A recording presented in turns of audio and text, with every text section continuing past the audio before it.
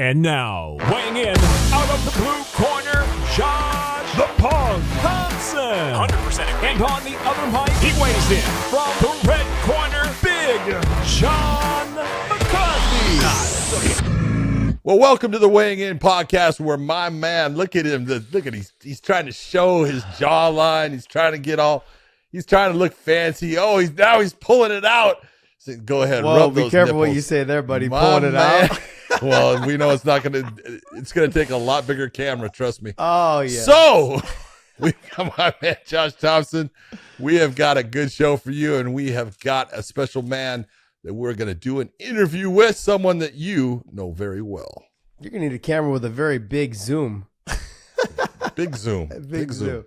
With our man, Cain Velasquez. You guys enjoy the interview.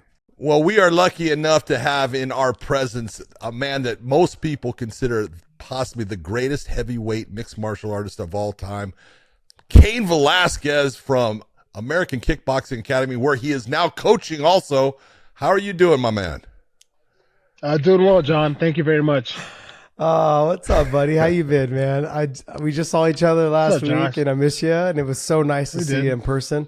You know, I know we saw each other. Hold it, you missed him, but he didn't miss you, and he said that when he was there. We've had some hate-love relationship for a small little portion in there at one time. He wanted to kill me for a bit. He wanted to kill me too. It's okay. I think he wanted to kill all of us at a certain point. but Josh, I mean, the way Josh is, I mean, you gotta love him because just say it. He deserves speaks it. his mind. He stirs the pot. It's the reason why they call him the Punk. But I've had a lot of great memories with Josh. Being at AK for so long. So every time I get to see you, Josh, is always great. Thanks, man. I appreciate it. We saw each other last week, and you're coaching now. You're coaching over at AK, which is great. You're back in the room. I mean, I was stirring the pot a little bit about, I'd say 2 months ago. John and I were talking. I said, you know what? He's looking good. I said, he's looking good. And what did I ask you last week? I said, are we going to see maybe a little bit of a comeback? Are we going to see a little comeback? No, man, I'm just enjoying what I'm doing, spreading the knowledge or, trying to help others.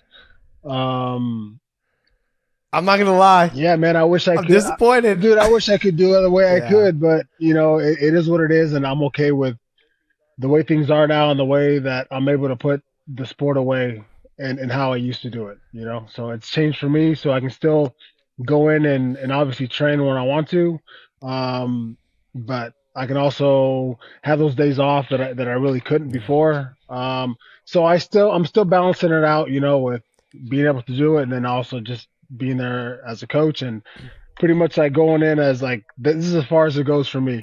Well, you could have had those days off back then. You just chose not to take them because you're a fucking animal. That's why. Mr. Workhorse over here all the time. I mean, what is it like though now being back in there? And it's hard for fighters. Like you walked away, we got into the WWE wrestling, but then now back in the room, do you miss it at all? And do you think did it cross your mind a little bit as you started getting in better shape? No, I never did, man, because I've always had I've always been like when I was at my prime or even before, right? Like I want to do it a certain way, and that's being able to just be free and let loose and do whatever I want. And that's not the case as far as I just can't do that, man. Like I let loose and it's like, no, man, like up here, it's all good, but the body doesn't necessarily want to cooperate, and you think you're all good. And all of a sudden it's like, no, something doesn't feel right. So my mentality just going in, dude, it's just a lot of good things. It's a lot of great memories. A lot of nostalgia, looking at all the different people coming in and obviously putting myself in their shoes, at which level that people are in. And it's just it's another step of learning because before it was just me and I wasn't necessarily coaching when I was there. Like I would try to do everything by example, but now that I'm there as a coach and trying to spread the knowledge, it's like I can't flood somebody with knowledge. Like they have to be ready for it. They have to be ready to receive it. They have to be at a certain stage, like to get whatever they want out of it. And I have to be okay with when they're ready, it's going to click, just like it all click, just like certain things click with me. I have to be patient and ready and understand the process, be patient with the process. Everybody's at a different level. Everybody learns at a different level.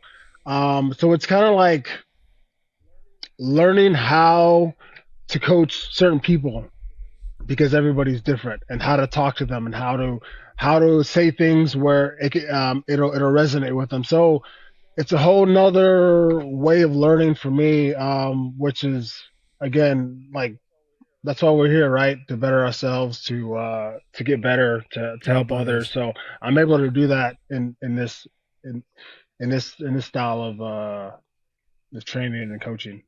When you look back at your career, because I can recall when you first fought for Strikeforce, then you fought at Bodog, and I can remember you were having a hard time getting fights. And it's what's amazing is the amount of respect that you get. You had 17 professional fights because a lot of them fell out. If you were looking back on your career and you could change something as far as the way you trained, the way you accepted fights, the things that happened, is there anything that you say, yeah, here's where I would do it different, or no, it was all good? No, it was all good. I did it exactly the way that I wanted to. Like, the fights weren't there at that certain time, and was that frustrating to you though? It was for a short little minute, and then I just had to accept and just be like, okay, like, that's not gonna be there. Or if it does, cool, and if it doesn't, I'm not worrying about it. When it shows up on my doorstep, I will take that. But I will do everything I have to do in the gym. I will get the ring time in the gym. Whoever comes in the gym, like, that's my hard sparring. So we had Lyoto Machida come. We had a bunch of guys, bunch of top guys come in. So it was almost like it was. And then it wasn't like, oh, like, I got a week's notice. Oh, this person's coming here. It was like that. Not that morning. It was like, hey, you have this person coming in. You're gonna spar him for whatever, and it's like, okay, and you get those butterflies, and it was, only thing missing was the big crowd.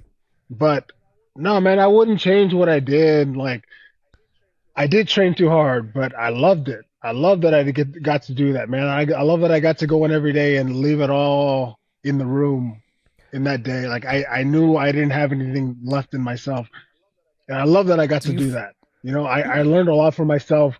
I learned a lot just in life in general for myself, doing that, being able to push myself and going to battle and going to war every day, and knowing that I did my best and that there was no more that I could do, or that I overdid it. Like, that was great. Do you feel that AKA breeds that though? That's what I feel. I feel like, I know it was kind of a little bit before your time, but Frank Shamrock kind of had that mentality. Don't stop moving, keep moving. You won't even know you're tired until you stop moving, so don't stop moving. That was his mentality of training when he was there working with Javier. And, and then other guys like myself and then Fitch had that grind mentality. Mm-hmm. And Josh Koscheck, man, we used to constantly tell him he was overtrained. And just certain guys, man, like almost all of our top guys just had a work ethic that just was like, no, we have to spar hard 3 days a week.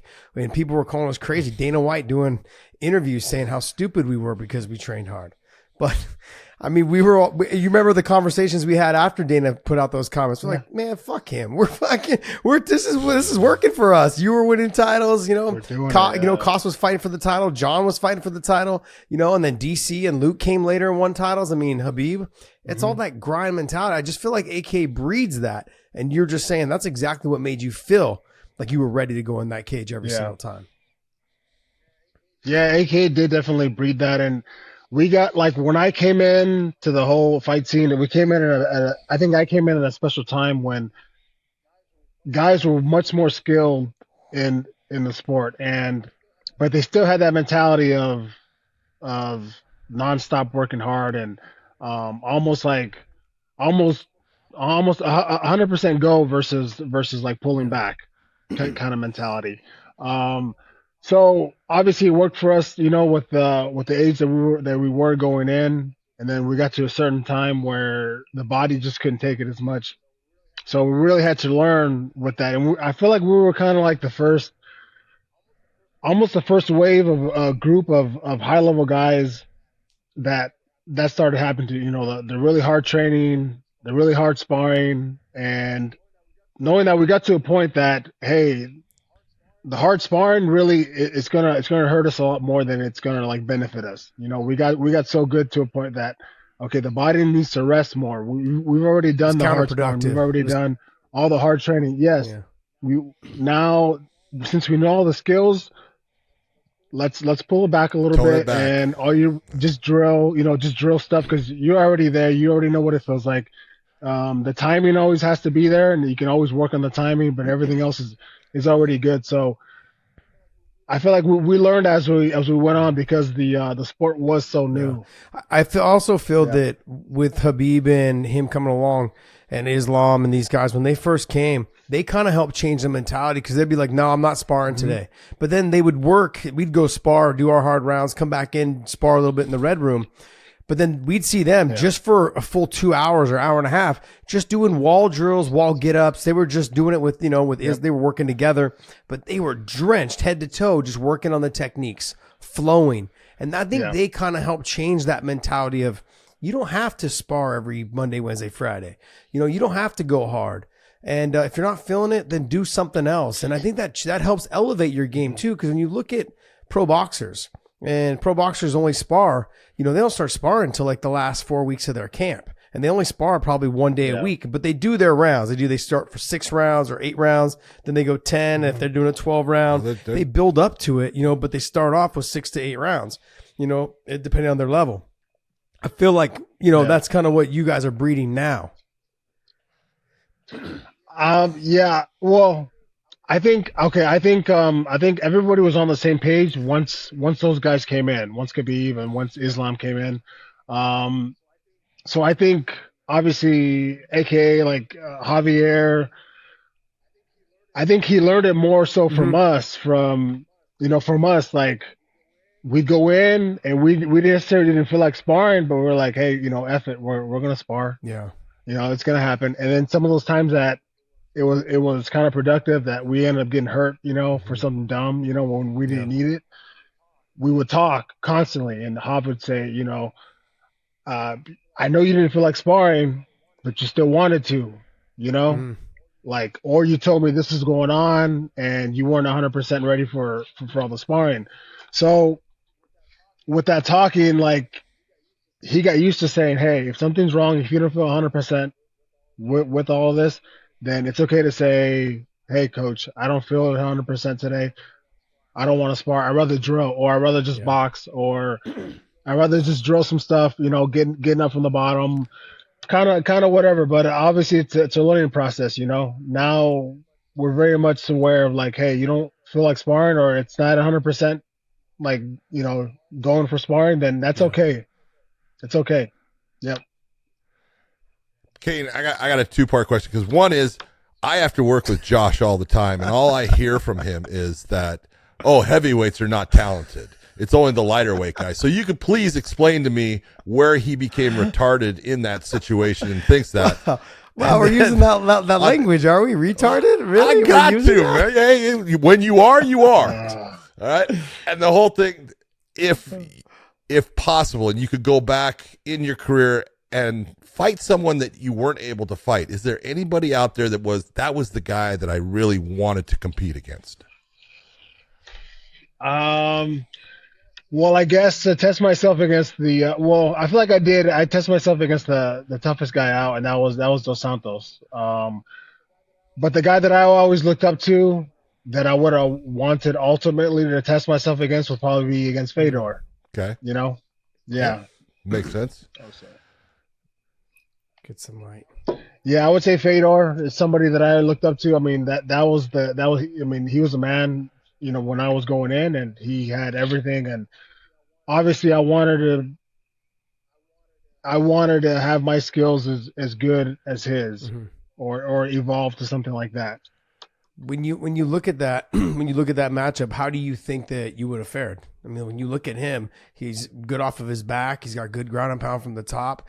He doesn't have the same type of wrestling you had, but he's got the sambo, foot sweeps, hip tosses, things like that. Yep. And but But I mean, like, those are all things that you did really well also. But how do you think you would have fared? Cardio I would have given to you. I would have given the output to you. You know, he tended to fight at like kind of a little bit of a pace. You know, he was wild and careless, you know, sometimes, but he had power in his hands. Yeah, I mean that would have to be a fight where I'd have to stay nice and clean with a stand up. My hands would have to be nice and tight, nice and clean. The way he threw his punches were obviously for me. I haven't really seen anybody throw his punches against me. The way he threw them, it was almost like a Russian style of like boxing. Like a round. So that would be a little hard to get used to, but obviously we would have worked on it. You know, in the clinch and stuff, it would be a lot of dirty boxing, I believe, you know, and not giving up any type of underhooks, being aware of his hips. So I think it would have been an exciting fight, man. I think it would have been a fight just kind of back and forth. You know, I think getting caught with one of his punches, I think would have done some damage to me as well. So back to talking about the guys at the gym, you know, you said that you have to coach a certain way for specific people, you know, different people, because their levels are different. But when you're looking at certain guys, when you're looking at like Usman and Umar and Islam and those guys that you've worked with, how are they different inside the gym when you're talking to them and communicating with them? Dude, somebody like Islam coming in, it got to a point where, dude, not a lot of guys get the better of me on the stand up, and he was one of those guys where he was just a lot more crafty than me on the stand up, and I was like, whoa, okay, this is like another level, you know, kind of thing, where I was like, damn, he has something really good with him. He understands this game very well. He's very good at the stand up, so it was almost like, damn, like he's doing exactly what he needs to be doing. And somebody like Usman, man, watching him, it's like there's not much I can tell him. Yeah, you know, like little things, little things. I have to like study him so hard when he's sparring to give him something, you know. But it's not even there when he's sparring. It's more like afterwards, like, hey, what do you think about this? What do you think about this? Kind of thing. It's more of like picking his brain, you know, to see if he'd want to add something, you know. But it's more of like he does everything correctly, where it's like I don't have to say anything. Like he's good. He also does it effortlessly. Yes, very skillful. Just what about little Umar? And so with Umar, man, again, I believe he's there. I believe he's almost just like a step underneath. With some guys, somebody like him taking a little more time on their punches, sitting down a little more, just a little more power. You know, let your body, let your hips kind of do the work, kind of thing. Don't speed the punches so fast where, yes, you're tagging somebody, but you know, change the pace a little bit, change up the rhythm a little bit, and give a little more damage. You know, yeah, kind of thing. So when you're coaching them, they're all three extremely different. And then when have you been around them yet? When Habib's been around? And how's their interaction with him in terms of when you and him are together now and coaching them? Like how do you see their performances change when he's around? I mean, with Khabib coming over, man, it's more of a dude. He's the coach, you know. Whatever he wants, they do. You know, strong team mentality. Strong emphasis on team and in general. Khabib, I think, has got a little too comfortable, you know, so I give him a hard time. Like he comes in and he wants to sit down and, you know, drink his coffee. He's retired. He should. Yeah, but I'm like, dude, you just started being a coach. You can't come in here and then take on all these habits. Not to say that they're bad habits, but like, you come in here, you automatically sit for the first half of practice. Like, get up, move around, get up, like, do something. Do something. I love it. Yeah, do something, please. You know, like, you're here, your presence is here, please. Like, not be more involved, but He's gonna end up like Javier. but don't just be coming in sitting That's down. Jav. Don't just do that. Don't do that. Kind of thing. No, but man, Khabib knows what he's doing. He knows his game. So I'm just trying to squeeze out the better of everyone. And if I have to do it a certain way, I will.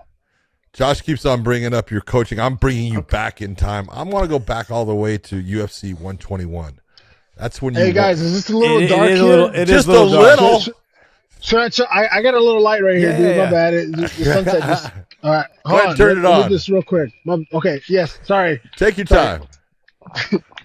Pause for the Love champ. him, Pause man. for the champ. Love him. Sorry. You're good. Nothing to be sorry about. Excuse me. There he is. I feel like Josh all of a sudden. It's horrible, man. Sorry, man. The sun just went down and shit. Boy, it went down fast too. It did. Oh, okay. Yeah. This is better. We can. Dave Yeah, can can lighten we it a see little it bit now? too. Lighten it a little bit. Beautiful. Look, when you won your title back at UFC 121, there was a lot of people that they really compared. Lesnar at the time was this guy that, everyone thought, man, so big, so strong. And they were comparing your wrestling credentials. And I can remember having it wasn't an argument, but there were certain Just people say that were Dana running White. UFC Just that- say Dana White. He I'm gonna said fucking again. say it. There was Just no say doubt in Dana his White. mind you were not winning that fight. And it was like, I go, he's gonna kill him. And he goes, there's no way. Brock was a NC2A champion. Cain was never. I said he was a fucking All-American. It's right there. It's not. We're talking points here, right? But you went out in that, and he tried to take you down. He did, got you, and you got right back up in the scramble. And from that point, you took over in that fight. Do you remember those moments in there? Are they still with you, or is it almost like a blur? But you were the first person that showed, no, there are levels to this, and he's a big, strong guy. But when you are a fighter, there's a difference. Yeah. So it just comes down to I think of it as styles, right? Styles and preparation. Sure. For his style of fighting, yes, big, strong guy. I knew very dangerous. Also with his hands, even though he wasn't very comfortable when the stand up, but he still creates some power. He's very athletic, good wrestling.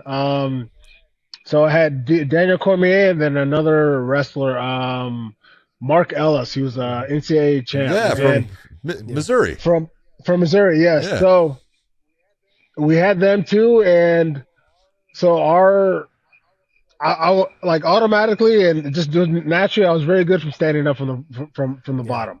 Like I was just very good at escaping. But that whole camp, man, I worked with DC and Mark, where I would start sparring all the way on my back with 16-ounce gloves on, and then just laying on top of me and me just getting up and then like sparring from there. Yeah. So I was already in the worst position. And whenever at the time was more so Bob Cook, he would break us. We'd be in sparring, just in the mix back and forth, and he would break and say, Cain, lay down. And I would stop at that moment. Whenever he would, didn't matter. I'd stop, get on my back, have those guys get in the worst position. So they had the underhooks and my hands would Put be. you in a bad position. And just continue to stand up. So I felt very comfortable. If I didn't get knocked out or anything, he took me down, we were going to stand up and the fight would be there. So that's what happened, man. And I still remember that. Yeah. In that fight, I remember how strong he was and I just kind of had to weather the storm. I just had to let him do what he wanted to do. He put me up against the cage. I felt so stuck there. I wasn't moving. I'm not moving. I'm staying here until he does something because I can't get out of this. I even remember putting my foot in between the cage and the canvas, trying to shove my foot in there so he couldn't get me. And he picked me up. As soon as he did, I was just so good at getting up from the bottom. I just hit that bounce, came up, and then a couple of those. I know what that does to somebody. So the hard work of taking somebody down and somebody getting right back up is just kind of a mental F. Yep. So once I did a couple of those, I weathered that storm. I knew that I could start being a little more comfortable, and then just kind of start doing my stuff with the stand up. Yeah. What was your, when you look back, when you look at your career, do you think your defining moments were the Junior Dos Santos fights? No doubt. Yeah. And Yes. Yeah, they were. in the first fight, I mean, you and I both know you hurt your knee the week before, and you were just basically trying to get to the fight, just do whatever you could. But Never used as an excuse, though. you never did. But we all, like, after that, in the second two fights, what was your mentality knowing how the first fight ended, going into the second two, what was it? Always wanted to pick your brain about this, because Yeah. I tell people this all the time. Your second fight with him, you literally came out and just shot right away. And then sometimes you were like on your hands and knees, scooping for the ankle, grabbing to the single, whatever it was. It was almost like you didn't care what people thought, because you just kept you kept pushing on the takedown, make him defend, make him run away. And some fighters get so caught up in like, oh, I don't want to look bad, like I'm desperate for getting a takedown. But it leads to getting to there. It leads to, in a 5-round fight, that early work of takedowns and aggressiveness leads to what happened in that first fight, and also in the second. And what I really, really admired about you in that fight was your constant head position against the fence, making him constantly look up at the ceiling, not knowing what was going down below. The head position, the punching, shots coming from different angles. But what was your mentality going into the second fight? So, I mean, it was kind of like back and forth, man, going into that second fight. So, like, going into the second one, I was, there was almost a little bit of doubt. Like, okay, I didn't get to do anything that I wanted to in this first fight. Is this guy as good as everybody says he is? And it's like, he's proven it, He doesn't get taken down. He hits really hard. His boxing's really clean. It was almost like, am I as good as I think I am going into this? So man, I just had to go somewhere. I went somewhere really dark with myself, man. Like I'm gonna go in, put pressure on this dude, and I don't care if I get hit on the way in, or if the same thing happens in the first fight, but I'm gonna go in and throw everything I have at this guy the whole time. And when they came back though with the rematch, were you thinking, fuck, again? I gotta fight this guy again? I mean, like, what was your thought when they said, hey, we want you to fight him a third time? Because I've had those type of wars, and I'm thinking every time they Coker called me to fight Gil, I was like, son of a bitch. I was like, all right, you had this nemesis in Dos Santos. Yes. No, man, even I knew, man, even though, I felt like I won very decisively in that first one.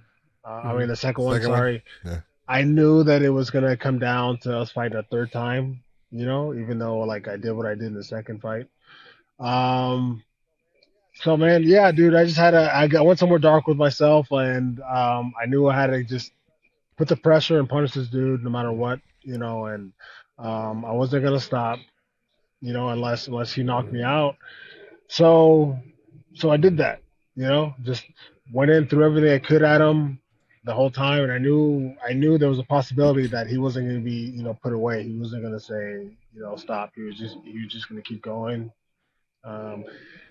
So doing a lot of things, man. The third round, like going out, after the third round or going into the fourth, I feel like I was in a faint, like totally. Like I was standing up, we're about to fight again, and I'm like, I'm gonna faint. And I just said, like, just keep going, and if that happens, it happens, but just keep going, like it's okay. I was just talking to myself like very calmly, like it's okay, just keep doing what you're doing, and if that happens, it's all good, but just keep doing it, man. I'll just try to explain it later. Yes, it's okay. Like whatever happens, it's all good, And I didn't know if I could have kept going or what, but I did, I just kept going, kept pushing myself, like. So I just really learned a lot from myself in that fight and in the second and the third fight. Well, when you take a look at those fights, and I always say that there comes a point, and I equate, fighters to, being almost like a sports car, especially when you get up to the level that you reached, level that Josh reached. You're like a sports car, and you're finely tuned, and you can only take so much damage in a fight before that damage starts to affect you for the rest of your fights. It was too much. It broke your vehicle down. And I look at that first fight. Junior took too much damage. It should have been stopped sooner. Second fight. And the second, the second fight, and then the third fight, he was a completely different fighter after that fight. You can even take a look at his record. Mm-hmm. You take a look at the wins and losses. He only had one loss when you beat him in that second fight. He had one loss in his career. You beat him in that second fight, and then you beat him in the third fight. And those two fights, in my opinion, that changed the course of his career. He was a great fighter, but you can only take so much damage before you're not the same. Yeah, I think of it as all like a learning experience, especially in the sport in general, that's from everyone, that's the fighters, the people are judging, the ref, everybody, like it's all learning experience. Like I didn't know how much this guy, Junior, of his I guess, his autopilot, like what is he on autopilot? And I feel like he was on autopilot a lot of his second fight and the third fight, because he talks about like he didn't remember a lot of the fight because you heard him. But he was fighting back the whole time. It was almost as if he was, But so that's what training does. That's you in training and what you did. You know what you're thinking, but everyone on the outside thinks you're looking fantastic. Yes. Yeah. Yeah. So it's all learning thing. Like we didn't didn't know, I had no idea what the things could have happened like afterwards, but we both knew what was at stake, and we both put it all out there, and let me move forward though to when you lost to Verdum. We were talking, and even Javier was pleading with you to go out to Mexico City earlier, like a month out, and you were being pretty stubborn. Is that something you look back and you kind of regret, or is it something? I mean, I know, look, a fight's a fight, but do you think like I could have went out there maybe a month earlier, or I should have, or do you ever have those? Do you ever have those thoughts? Dude. I learned a lesson during that fight, and then right after that fight, it wasn't like I was fighting with myself like I should have. Like I knew, like okay, like this is what happened because of this. Like yes, it's something totally different. All I can do again is learn from my mistakes, get better. So in that before leading up to that fight, I've been to Mexico a bunch of times, and I've worked out there. I've done a lot of things there. And I've never felt like that there ever. And that was something different, that put me on my ass. That humbled the shit out of me.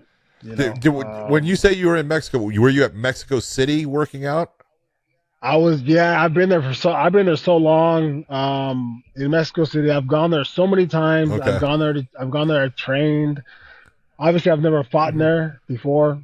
But I've done so many things there where I felt, okay, if I go 2 weeks, I'm good, versus doing a whole camp there.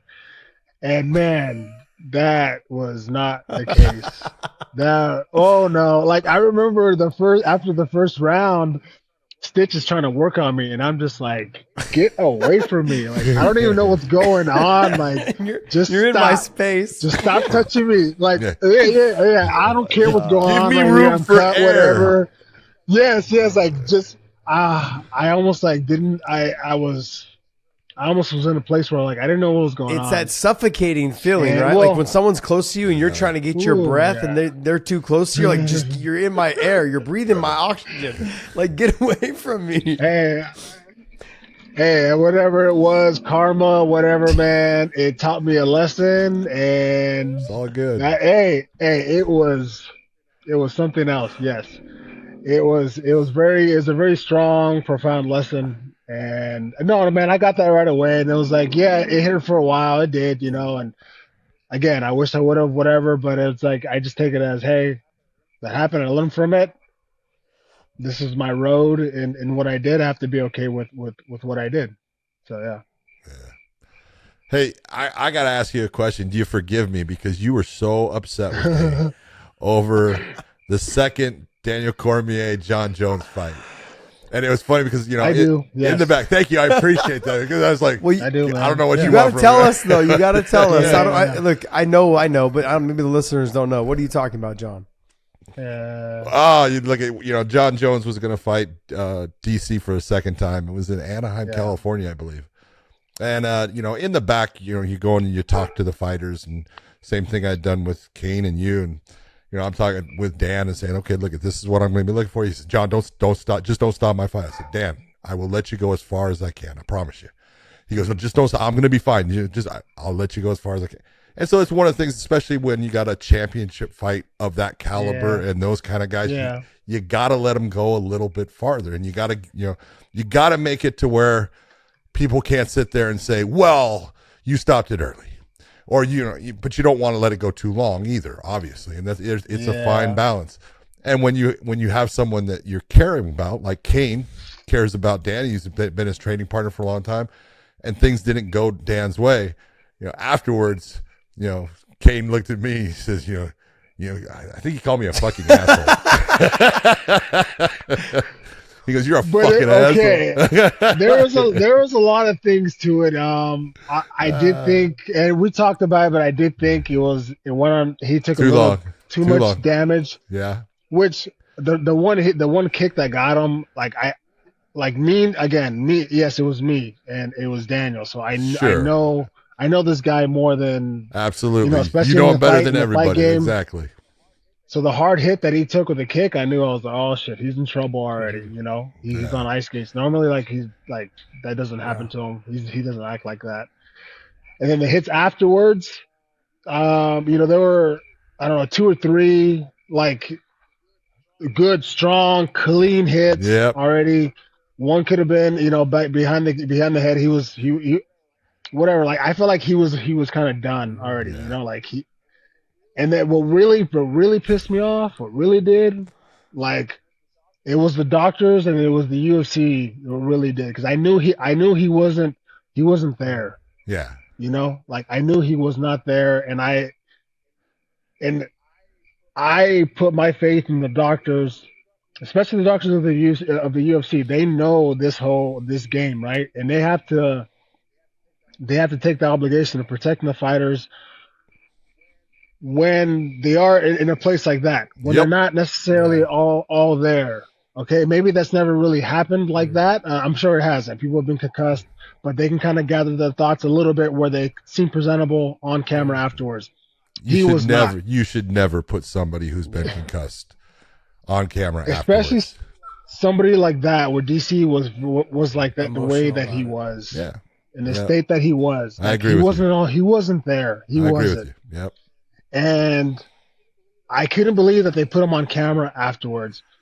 I told the doctors off, you guys are gonna have to make a decision, you know, to not put him on camera because he's not 100% there. Whatever you got to do, you know, evaluate him, whatever the short time that you have to do. You have to protect the fighter, especially like that. And what he did afterwards, I knew he wasn't there. There was something very wrong with him. And then finally, when I got to meet with him face to face and we were talking, he just kept asking the same question over and over again for who knows for how long. Yeah. For me, it was probably an hour straight. I'd answer his question and he kept going back to it, almost as if we didn't even have the conversation. This was going on and on and on until he went into on his way to the hospital. And I think all night he kind of did the same thing. Yeah.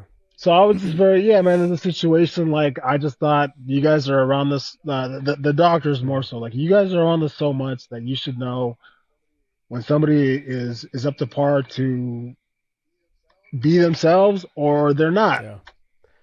You know, and obviously it was more personal because it was Daniel. Yes. So it's a lot more difficult. Don't blame me at all. People don't realize how much more difficult it is to corner your friends than it is to fight. Horrible. I mean, cornering your friends. I mean, I'm sweating. My hands are sweaty. I'm your nerves are there. I mean, I've cornered. Have I cornered you before? I thought I did for the Strikeforce fight, but I don't think I didn't. I think I was fighting on that same card. But- I can tell you, just watching him watch guys that are his friends that he trained with, he's horrible. Watching you guys fight. When I watch you guys at home on TV, it just it's hard. It's hard to watch you guys fight. And then cornering you guys, I cornered Trevor Prangley so many times, John Fitch and Koss, even Swick. Everyone. I've cornered a lot of the guys. And it's just stressful. It's more stressful than actually fighting because when you're in there, you have control. You feel like you have control. But when you're not in there and it's your friend fighting, you don't have any control. You're just, all you can do is give the best advice and hope that they can do it or hope that they can achieve whatever their goals are. Hope they follow it. So there's a little bit of that emotions. The emotions are running wild, especially when it's someone you train with, like with you and DC. I mean, you guys were attached at the hip, from the moment DC walked in the gym. So I like to tell this story about how your dedication is in the gym. Was it your hand that was broken? And Javier had you do 500 kicks each leg, 1,000 kicks every day, because he couldn't use his hand. Yeah. So there was 2 big bags in the gym and he could step from left to right, and he would do 500 kicks each leg. So 1,000 kicks total. And every day to come in, Javier would be like, nope, don't put your gloves on. Don't do anything else, but just go over there and do kicks. He couldn't do shit for almost 3 weeks, 4 weeks, 3 or 4 weeks of just. Oh, probably more than that, man. Yeah, it was a clean break. So for John, I kid you not, for say over a month, he would come in every day, kick. But then after that, though, pretty damn good. Yeah, you got really good at setting up your hands and your kicks with your hands. And I remember working with you a couple of times, and I'm obviously shorter than you, and he was just resting his foot on my head a couple of times. Thank you very much. But how much? I'm going to go to Javier now because. That type of influence, how much of an influence has he had on your not just your career but your life? Because I know he's the godfather, of your children of Coral and Coral, yes. And so how much of an influence has he been on your life, dude? Dude, huge, like.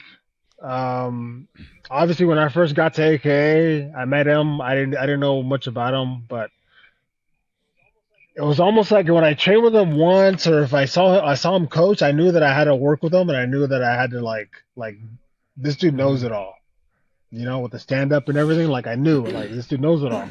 Like if I can be with him in any way, if I can learn from him at any time, I'm gonna do that because he knows that he gets it. And then getting closer with him, man, I knew that it was just like we kind of grew up very similar, we had those things that that we could relate from. But dude, just in the fight game and like his past experiences and just what kind of person he is, what kind of heart he has, I knew that I wanted to spend as much time with him in the gym as I could, and then off the gym, like I just, he's a guy that I can tell anything to, I can be silly, with him.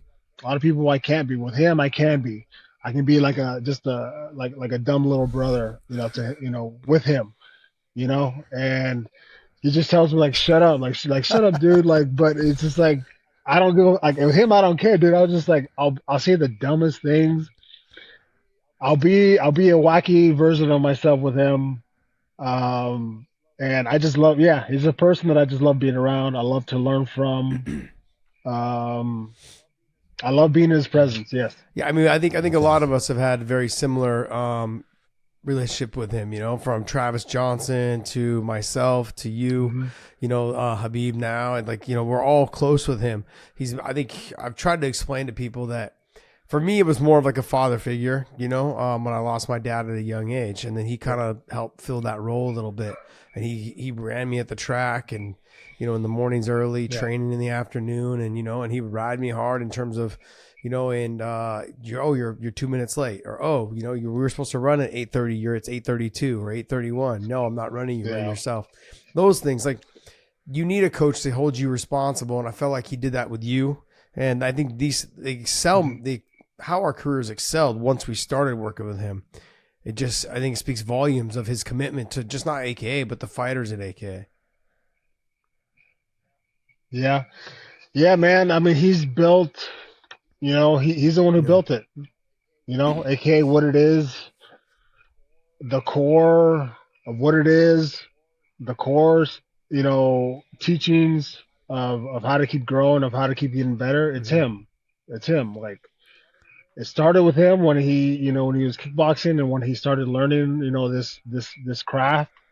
And obviously he's more of a stand-up guy, but he understands all of it. He understands the wrestling, the jiu-jitsu.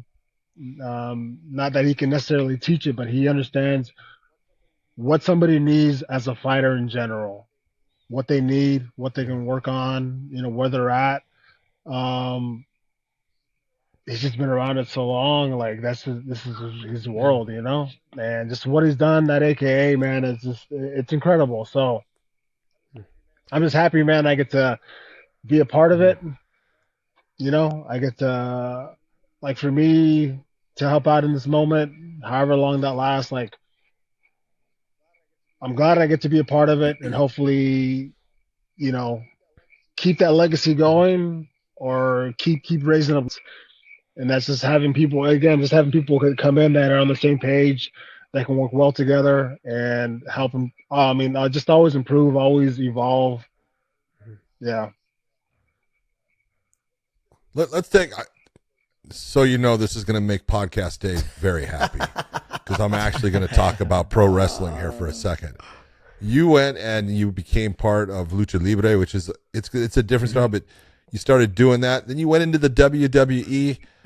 How did you get started with the pro wrestling? Was it Cormier? Because I know he's a pro wrestling freak, but your pro wrestling career, you were looking good. Then you went to the WWE. Then it was kind of COVID, and everything kind of came to a sudden halt. You know what? For me, it was always there as far as, like, okay, I grew up watching it.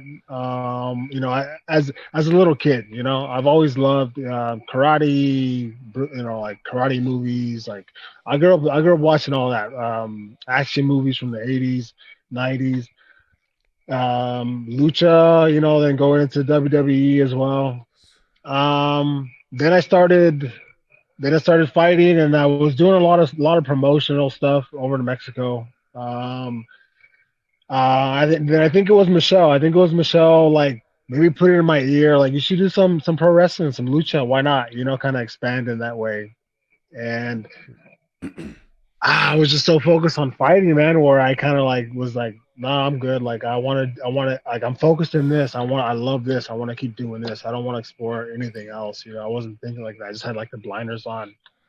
Then we finally got the opportunity to do something with AAA Lucha Libre. Dude, it was more of like, okay, this is like, I want to try this. I have no idea. Like, yes, I've watched this and everything. I don't know how the matches go. I don't know how the style is. I don't know how people work together. Like, I don't know anything. So I tried a couple practices here and there, and it was just like, I felt very at home doing everything. Like I would learn things like right away, pretty much, without doing them before, like, and then without knowing them too much. So I got the whole lucha match set up, and not so many people know this, man, but, like, I got this whole setup, and then my knee was jacked from the Ngannou fight. So I was jacked, dude. I was like, I was learning how to walk again on my knee. Everything was torn but my ACL. So everything was torn in there. It was all jacked up. And I had this wrestling match set up, and I'm like, dude, I can't back out of this. Like, I can't do that. So I went in and practiced a couple times, there's a local team here, Wrestling Revolution, where they do a lot of lucha here in San Jose. I did a little bit of stuff, but I'm like, I don't even know what I'm learning. I don't even know if this is what I'm supposed to learn. Like, I have no idea. So the week of, we go to Mexico, like, I don't have a costume or anything. Like, I don't have wrestling gear at all. I don't have a mask. I don't know what I'm doing. My knee's pretty jacked, but I do have a brace on. Like, so I'm like, okay, that's good. But I don't know anything else of what's going on. I'm like, And a lot of people know that this is gonna happen. You know, DC's making a big deal of it, and I'm just like, this is like, I was just like, this is gonna be so fucking stupid, because nothing's ready. Nothing is ready. Nothing's going on. Like, I have nothing. I have no clothing. Nothing. Like, dude, I don't know what I'm doing, but I'm talking about it like I'm doing this, you know, doing all the promo stuff and everything, and it's like, oh shit, like, okay. So some of the guys there, his name, I remember his name, Oscar from Mexico City, who does a lot of the lucha guys like outfits. He sizes me up real quick, and he's like, all right, I'll get you some stuff. And I kind of just talked to him about like what we're doing, you know, like what I would want my outfit to look like, you know, come out like the bull, El Toro. So he has a few masks that he does like through just drawings, and he sends them to me. He's like, what about this? And I'm like, finally we choose one. The day before, we go out and practice, and like, hey, they're like, what do you want to do? And I'm like, I don't know, man. I want to do some lucha stuff, I guess. Like, you tell me what to do, and I'll do it. I want to put the mask on, dude. So he did. We did. They told me all the moves to do. Like, do this, and this is how it's done. Like just show it to me, and I'll try it. Boom, I did it. Like, it was like everything I'd tried, I did it. I was like, cool, I got it. I got the match. Like good. I feel good about that. Now let me, like, I don't have anything to wear. Okay. It's still going to be kind of stupid, but I'm going to do the right thing. Finally that night, man, I had the mask came in, the gear came in, and I was like, oh, dude, perfect. Like, all good. I went over everything that night, the day of. Boom, boom, boom. We fucking went out. We did it. And it was just like, it was just so crazy, man. It was just crazy. People loved it. Like, it was just crazy. Like, for it to not go all together up until the end, the night before. It's just, I just laugh at how life works in those ways. And it all came together, you know. And there's, like, for me, no complaints. Like, nobody even knew anything. But myself, yes, I was stressing a lot, you know. Like, you were not. You didn't feel prepared, even though you were. I was not prepared. No, I wasn't until the day before. I was not. Then it all came together. We went out. We did it, and it was great. Yeah, it was just a great experience. The panic. That's awesome. Dave, I want you to come on camera because Dave's got something to show you, buddy. He's a big fan of this whole thing. Go ahead, Dave. Oh, this is geez. Cain. I'm gonna come down to San Jose, okay? and I think. Oh, jeez! I told him about that belt too many times. I think we got to You don't wear a belt that you haven't won, dude. Hey, I already proved I won it. you lost in that one we saw. In Scotland, he used to do these backyard, like, neighborhood, like, WWE stuff. And he's got some funny clips of him getting beat, though, by one. But it was just funny. Full on hitting people with fluorescent lamps and all that stuff. Okay. Very hardcore. Dumb backyard fighting. Yes. It's called dumb backyard fighting. DBF. Let's do it then. I'm down. Yeah, let's do it, Ken. Bring it. I'm going to bring in that weak shit. Okay. Hey. They may call you Cain, but I'm the big red machine around here, okay? The big red machine. Okay. Where did that come from? Dude. Hey, I'm trying to big red machine. I'm trying to cut a promo. That's what Cain's nickname is. If you had red hair, I could understand it. All right. So, hey, Cain, I'm going to get you off WWE wrestling. But we used to train, not only did you train with DC, Mike Kyle, you know, a lot of top Paul Bonatello, a lot of these top guys that were in the UFC got all the way up to almost fighting for the title or did fight for the title. Yeah. But there's a young guy right now who's basically next in line for a title shot in Sergey Pavlovich. Tell us about your training with him. Like, he was good back then. He lacked the wrestling, you know, that you had and DC had and stuff. But he had the power in the hands. He had good footwork. He had good movement. He's got, you know, he's good. Tell me about your training sessions with him, and tell me what we should look forward to him and how hard and what do you think it's going to take for him to win that title? Yeah. Well, when he did come into AK, I mean, it was definitely a while ago. But no, like, I didn't know much about him coming in or anything, like, but we ended up, like, you know, just technique sparring, not hard sparring.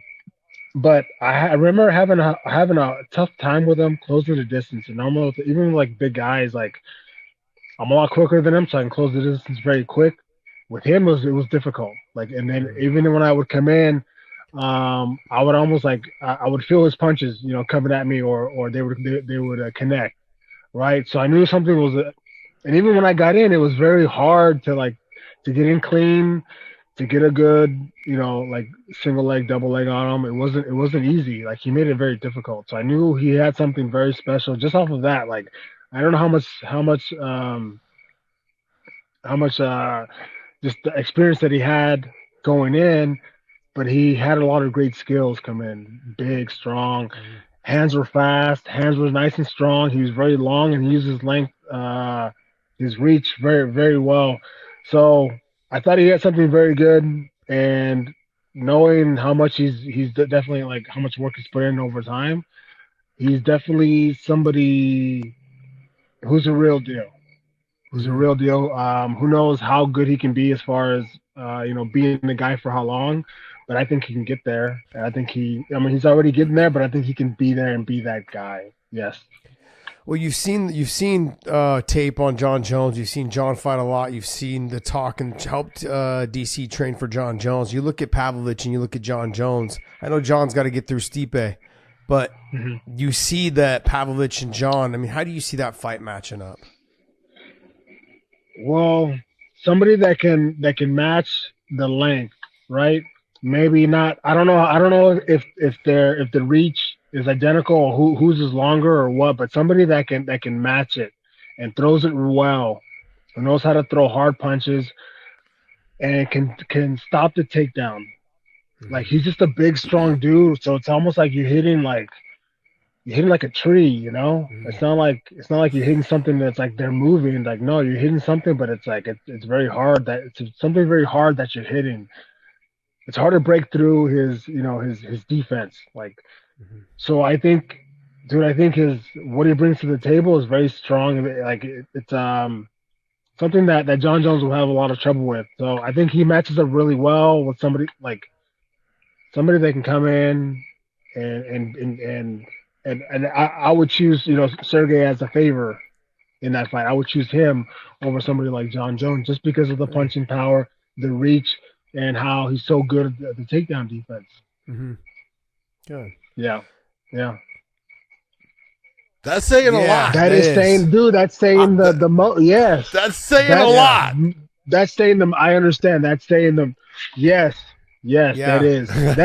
Yeah. Well, I can. John. Yep. Cain and John, like we've John and I have talked about this a lot. Is that look, the guys that have given John Jones the most difficult times, guys like Gus Gustafson, who have long reaches, Dominic Reyes, long arms, big body, like guys that are similar in size have given him the most fits.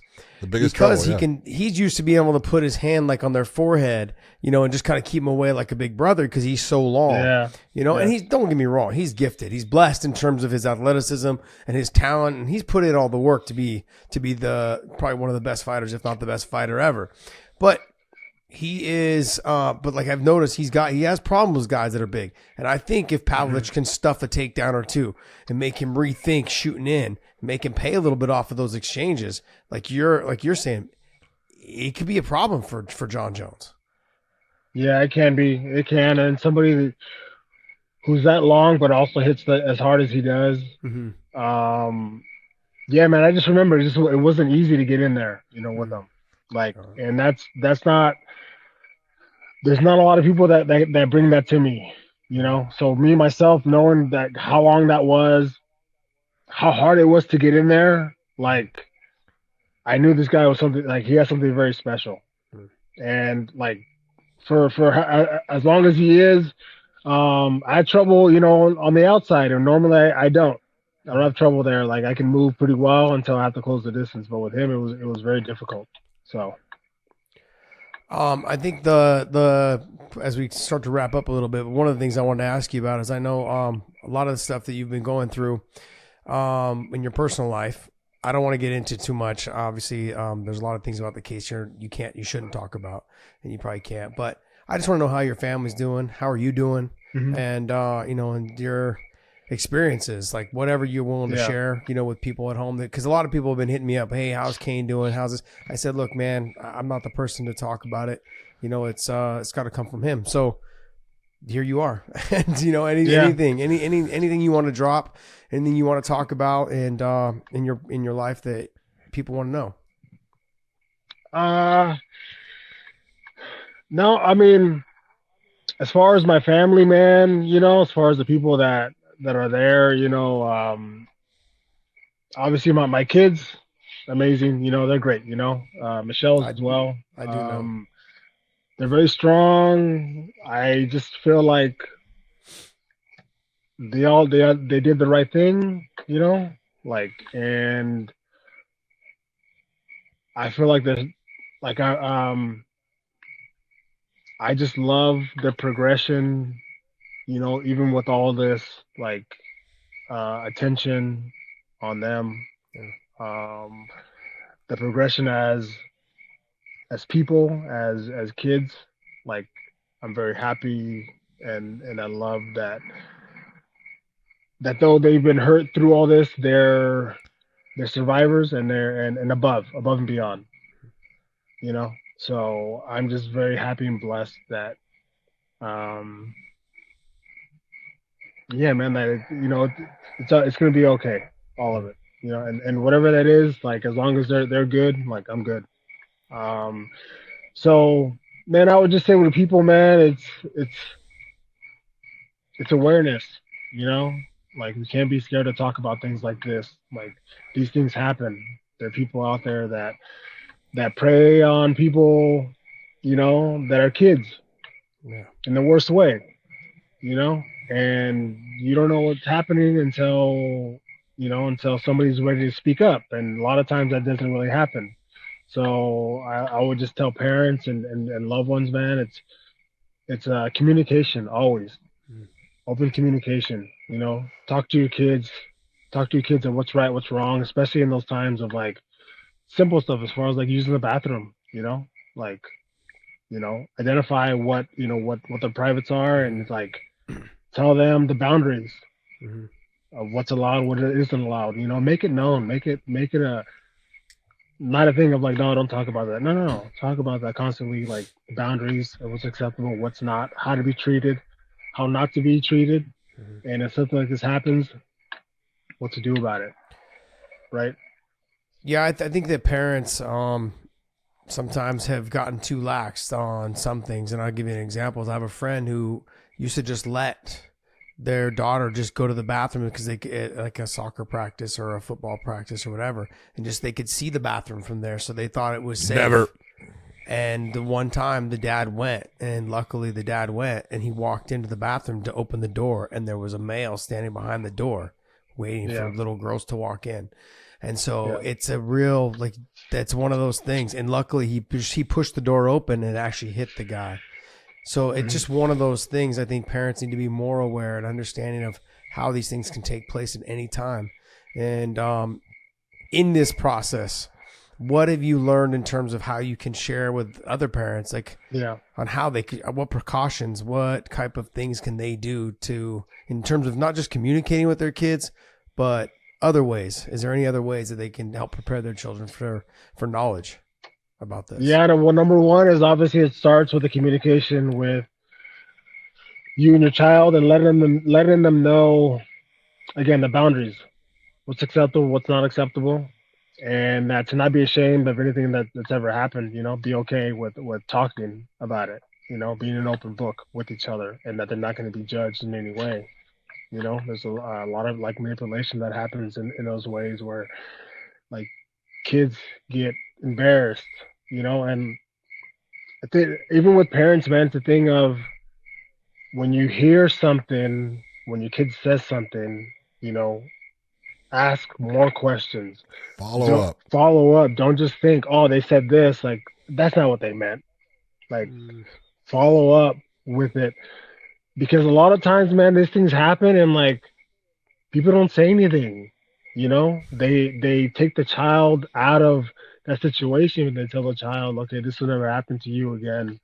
You know, I'm taking, like, you're taking you out of there, like to to not be embarrassed, like, but then you still have somebody there that's going to be doing it to others. That's going to bring on the trauma to others. You're going to continue that bad cycle. So it's a thing of like, as a parent, you need to start. You need to ask questions, follow up, and do something about it. And that's calling child protective services, calling the police department. As soon as you hear it, boom, documentation. Recording, and not asking questions. I'm sorry, not feeding answers or to the child. Letting them say on their own of what happened. Kind of give generalized, like, what happened in the bathroom, what happened on this day with so and so, and recording it. So getting that kind of evidence where you're not telling them, okay, like feed them the answer. You can't do that. That's something big that I found out through all this. So, but you have to report it, because if not, the person is going to keep doing it to someone else and someone else and someone else. And a lot, like, from what I've heard, it's almost like the majority of people that this happens to, the majority of kids this happens to, number one, they don't say anything about it to anyone until they're way older. Yeah. And if they do say it to their parents, the parents don't do anything about it. Okay? So you have one, the kids are just shy and ashamed of what happened and not wanting to go there, and they maybe keep the same cycle goes on with them over and over again. And then they themselves do that to somebody else, or happens to somebody else and somebody else and somebody else. So you're just creating like a big community of people that do this to others. And then telling your parents, and then your parents don't do anything. They don't report it. They don't do anything about it. So then now you're thinking you're protecting the child, but what happens is now you have the child who's resenting the parent for not doing anything. Now that's forever. That resentment will last forever, and it'll grow forever. It doesn't go away just because they're not in that situation anymore. It's, no, you didn't do anything. Like, other kids are getting hurt. Like, you didn't listen to me here. Like, that big trust there is broken. I had read something when you were going through all this. I had read something because there was a lot of stuff going through the internet during the time, especially in San Jose. And I read an article and it said that 80% of the kids that tell their parents, they end up having some sort of mental illness because the parents don't do anything about it. They go through depression, they go through suicides, they go through all these emotional issues as they get older, because, like, hey, I told you and you didn't do anything. So parents think they're protecting their child when in fact they're harming them even more. It's like, you're the person that's supposed to be protecting me and you're not. You're trying to tell me it didn't happen. You're trying to just sweep it under the rug. And those children end up later on resenting their parents, not just resenting them, but they end up being suicidal. They end up being depressed. They end up living a lifestyle that could have been prevented. Yeah. Yeah, man. Being a parent, man, you have to put all your. It's not easy. It's not easy, but you got to put all your stuff to the side, man. And now it's for your kids. I tell parents all the time, man. Look, be honest with your kid. Tell your kid, if you want to know something, ask me. I will tell you the truth. If you need to tell me something, tell me. I will not be mad at you. Yep. And the whole thing is, if they believe that they can go to you with anything, and you're going to tell them the truth, or you're not going to just think bad things about them, they're going to come to you, and that's what you need. Yeah, it's true. I have a little note that I gave to my son, and he puts it in the top drawer, and it says, "You can tell me anything if you bring me this note. I promise I won't get mad." And it's just, hey, he's used it, twice already. It's just one of those things. He pulls it out. He's like, hey, you said. And the funny part is, it's like over dumb stuff. He's like, oh, I had a root beer float at school. It's like, because he knows we don't do soda in the house. And he's just like, I had a root beer float at school. I was like, oh, man, bro, come on. But there's. It's all good. Yeah, I just wanted to know. I know there's not much you can talk about. But the last thing my last question will be, when all this stuff was happening and you were in jail for quite a while, but I would go every time I'd go to almost every one of your court dates, and for your hearings, and I just noticed. Did you get a feeling that you felt loved because there were so many people out in front of the courtrooms, and the media, everything. I mean, everyone out there with Free Cain shirts and signs, and out in front. Every time you had a court date, there was tons of people out there. I mean, how did that make you feel? It gave me it gave me strength, man, is what it did.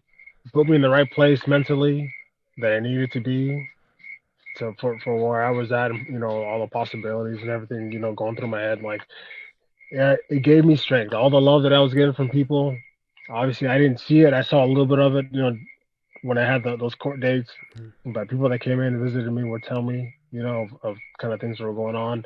So it gave me strength. It gave me strength to keep thinking positive, to keep being on the path, on the righteous path. Like it gave me strength that I could do this. I can do anything. Like it's okay. It's going to be okay. And whatever that is, whatever okay is, like it's going to be okay no matter what. So it gave me a lot of strength. I would love to thank everyone, for that. Like I felt it. I did. It gave me a lot of strength, man. Awesome. So I wasn't down, I could have been down my whole days being there, but no, man, I was myself, and I got to share that even in there. Yeah. I got one question for you. Last one. And it's because I know that Josh can't do this. You ride a one wheel, right? He used to. I don't know if he still has I have one. Yes, he does. Do you still use it? I do every now and then. Yes. All right, dude. Yeah, man. It's amazing, man. Those are great. I have one. This is bag on Josh. And that's because you're a true athlete. Josh, that's why he can't do it. I can do it. The heavyweights can do it. The lightweights, they have problems. I watched George St. Pierre fall off of one. So let's be honest. It's the heavyweights that can handle these things. You can always fall off, but yes, like, man, there's always cool things to keep you active, that help you keep learning, help you keep that connection between, the body and the mind together. And keep you strong. So, John, it's a great thing. I thought he was fucking crazy the first time I saw him in front of the gym trying to ride that thing. I'm like, what the hell are you doing? I'm like, you're already accident prone in the gym. Like now you're gonna take it outside and just try to, get hurt, break a wrist. I don't know, man. Gotta have fun in life, Cain. Gotta have fun. Yeah. Yes, you do. All the time. Hey, man, I want to thank you so much for coming on, and it means a lot. It means a lot to me, and I appreciate you. And I don't know. I can't say much, but man, it's been a pleasure training with you, working side by side with you, and just you mean a lot to me, man. So it means a lot. Likewise, man. I appreciate you. A lot of good memories, dude. A lot of great memories. I loved it, man. That was definitely a highlight to big part of my life. No, man, thank you guys. I appreciate you guys for having me on. I appreciate you guys' time. I love what you guys are doing in the sport, what you guys have done, and what you guys are doing now. So continued success. Wait, John. I want to tell you one last thing. How does Islam get it done? We can't go on. We can't not ask you. How does Islam get it done with Volk? Come on, give me your prediction. How's he get it done? Dude, just outskilling him, man. It's gonna be a tough fight, it is, but he's just so good everywhere. He just outskills him, man. The stand up and the wrestling on the ground, I just think he's just one step ahead of Volk. Yeah. Got it. All right, brother. Hey, I just want to tell you, thank you for everything. Thank you for being the class act that you've always been. You're one of my favorite fighters in the heavyweight division. You definitely are a legend. Thank you so much. Ladies and gentlemen, the great Cain Velasquez. Well, thank you very much, Cain, for coming on the show. Josh, you know what? You've had nothing but time around Cain and being in that training room with also. I did a lot of things around. I love the fact that I was able to kind of razz him, that he got mad at me. And he called me a fucking asshole. I mean, it was very upsetting to me. The shoe fits. I couldn't take it. Well, you know what? I didn't say he was wrong. No, you didn't. I just said it was upsetting, okay? Oh, but it was one of those things that, you know what, when that happened, I was like, I like you even more because he was doing it for his guy. Yeah. And it really showed me where his heart was at and stuff. And he's a special individual. He's a guy that, you know what?